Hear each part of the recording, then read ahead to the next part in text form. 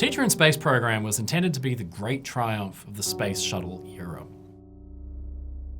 From orbit, the chosen teacher would be able to teach lessons and inspire millions of children across America to enter the STEM fields, which focus on science and math. It would cement NASA as an essential American institution and revitalize interest in space development among the public. Then it blew up live in front of millions of people. This is the story of the Challenger disaster, the loss of 6 astronauts, and the tragic death of Christa McAuliffe. 1, 0, liftoff.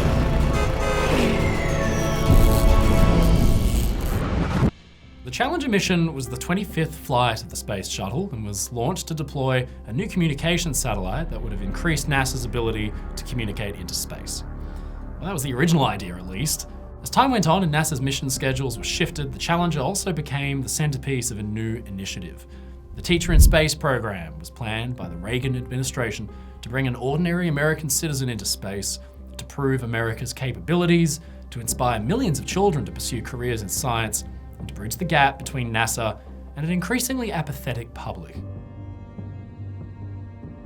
After the moon landing in 1969, public interest in spaceflight began to die off. Questions were even asked about why billions of dollars were even being spent on space missions anymore. NASA and the government were finding new ways to show the world that spaceflight was a worthy endeavour, and the Teacher in Space program just might be the way to do it. Christa McAuliffe was a high school social studies teacher from New Hampshire, and one of over 10,000 applicants for the Teacher in Space program. She'd been a teacher since 1970 when she was 22. A dedicated, passionate professional, she cared deeply for her students and the state of America's education system. Christa's teaching style focused heavily on field trips and interaction, and the New York Times reported that she emphasized the impact of ordinary people on history, saying they were as important to the historical records as kings, politicians, or generals. Christa was also active in her community, taking part in the A Better Chance program, or the ABC, which helped underprivileged American kids reach higher studies and opportunities.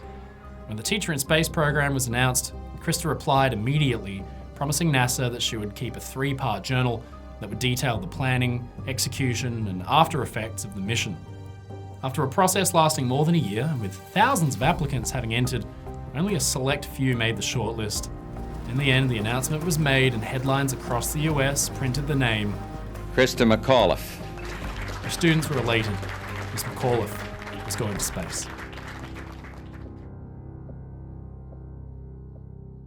In 1985, Christa reported to NASA in Texas to undergo training. Because the program was intended as a way to get an ordinary person into space, the requirements for spaceflight were surprisingly thin given what was at stake. Christa would need to go basic training, but she would be subject to the same rigorous standards that astronauts were. While Christa began to pass NASA's fitness tests and start her training, NASA's planners were hard at work organising the mission.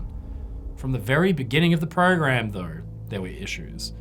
The Teacher in Space program had been decided on without even having a clear objective in mind. The Challenger mission was only settled on as the one to take Christa to space because it had been delayed from the year before and the schedules now matched. There was always a certain disconnect between the government's political goals and the practical requirements from NASA. The president had decided that a teacher was going to space, and NASA had to find somewhere to slot her in. Unfortunately, this sort of political maneuvering might have played a role in the mission's eventual catastrophic failure.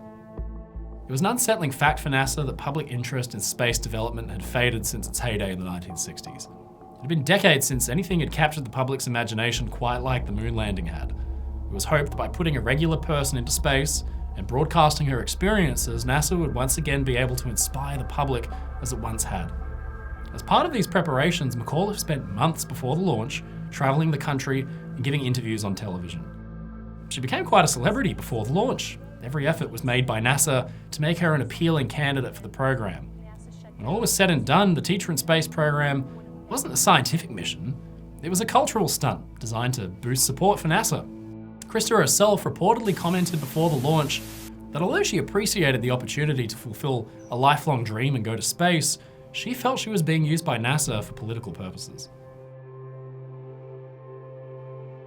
By January 1986, the Challenger mission had been prepared. The shuttle and its enormous boosters sat towering in the launching cradle at Cape Canaveral in Florida. It would be the vehicle that would carry Christa and the rest of the crew into orbit at 28,000 kilometers or 17,000 miles per hour. It looked mighty and impressive, but there was an unforeseen problem. 1986 was an unusually cold year for the north of Florida, and in January, temperatures were dropping below freezing.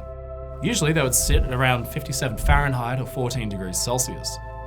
The launch was delayed several times due to these conditions, but on the 28th of January, the decision was made that the shuttle should be launched anyway. This was in spite of the cold front that had hit Florida and dropped the temperatures so low that ice had formed on the launch pad. Despite the fact that conditions really hadn't changed at all since the mission had been cancelled the first time, the mission was given a go-ahead. Suited up, the Challenger crew proudly marched to the launching pad, but this would be the last time they'd be seen alive.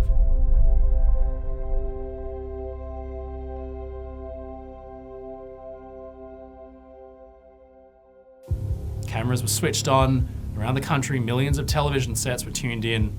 With the usual process and rigmarole, the countdown began. In stands miles away, family and friends of the Challenger crew watched with a mixed sense of apprehension and extreme pride. And among them were Christa's elderly parents. They surely couldn't believe that their little girl would be going to space. They held each other close in the chilly January air and waited. With a roar, the Challenger's rocket engines burst into fiery life. And then, like a giant hand had lifted the monstrous vehicle up, it began to soar skyward, faster and faster until, by 11:38 a.m., it was arcing triumphantly in the sky. It had gone well. The shuttle had cleared the launch pad. It was well on its way. Christa's parents hugged and grinned, but then something went wrong. A small flame sprouted from the side of the shuttle. It quickly expanded into a fireball. The entire assembly disintegrated, the rocket boosters flying off in crazy directions, their engines still firing madly. The Challenger exploded in mid-air just 73 seconds after launch. For more than an hour, fiery debris rained down over the ocean as spent fuel and pieces of rocket plummeted back down to Earth.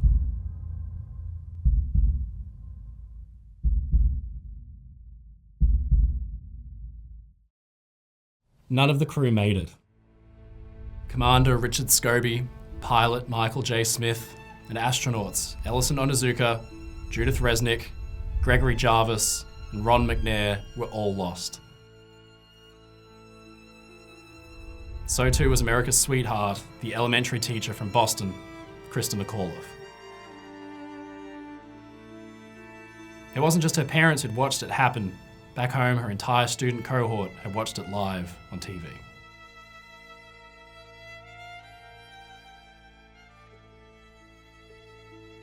Immediately after the crash, the State of the Union address was cancelled out of respect. At 5 p.m. that evening, President Reagan gave a live speech from the Oval Office saying, "The future doesn't belong to the faint-hearted.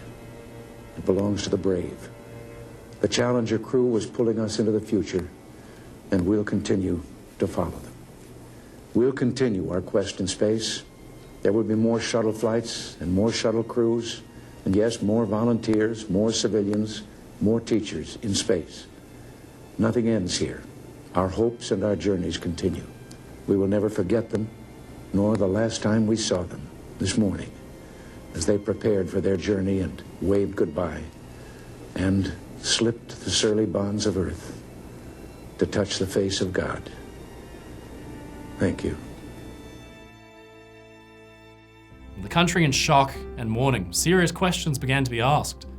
The Rogers Commission was organised to investigate the failure of the Challenger and in June delivered a report that condemned NASA as a whole.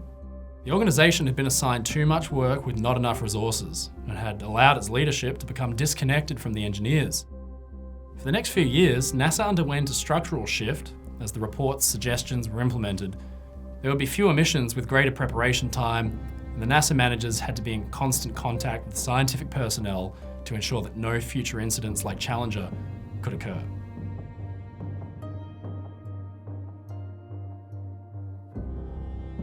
Disturbingly, what had actually gone wrong on board the rocket was actually foreseen by many engineers on the ground and then ignored by NASA officials. The The O-ring seals on the rocket engines were a rubbery material that was designed to seal the joint between the individual sections of the solid rocket boosters. Surprisingly, the O-rings hadn't been designed to work in freezing temperatures. The immense cold that January had caused the O-rings to seize, harden, and eventually crack from the pressures of the engines. Eventually, the flames broke through the seal, caused a failure in the fuel tank, and a catastrophic explosion that tore the shuttle apart. To this day, there are questions about why NASA was so insistent on launching on the 28th of January. One possible answer is that President Reagan was giving his State of the Union address that same day, and the successful launch of the Challenger and the completion of the Teacher in Space program would have provided a nice way to round out the speech. It's possible the government influenced NASA to push the launch forward in spite of the risks in order to please Reagan. There's no direct evidence of this, and Reagan certainly didn't order the shuttle to be launched on that day. It's likely that there is no single answer, and any involvement from the White House came more from implication rather than direct orders. Nevertheless, against the warnings of the engineers on the ground, the Challenger was launched and everybody aboard was lost.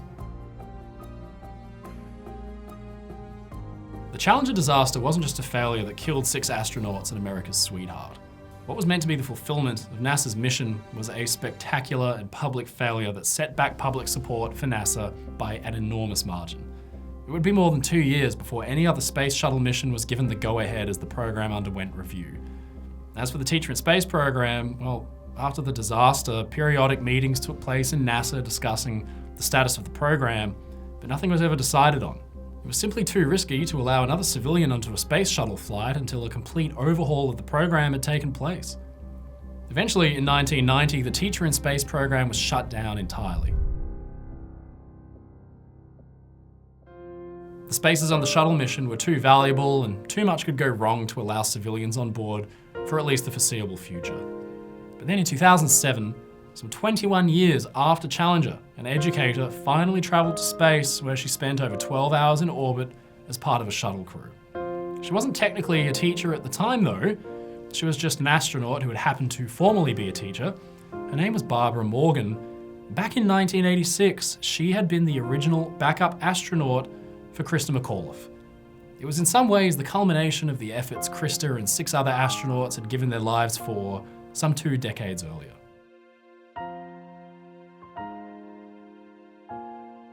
Today, Christa is remembered through memorials and monuments throughout the US. In 2004, she was posthumously awarded the Congressional Space Medal of Honor. In 2021, had a commemorative coin issued in her memory. She had lost her life for something that she truly believed in, something that she had dedicated her 37 years on Earth to. Reagan's words weren't just hyperbole. He was right. There were more space shuttle missions, and we continue as a species to touch the face of God. For Christa's part, she is probably best remembered by her inspirational words. What are we doing here? We're reaching for the stars. May your future be limited only by your dreams.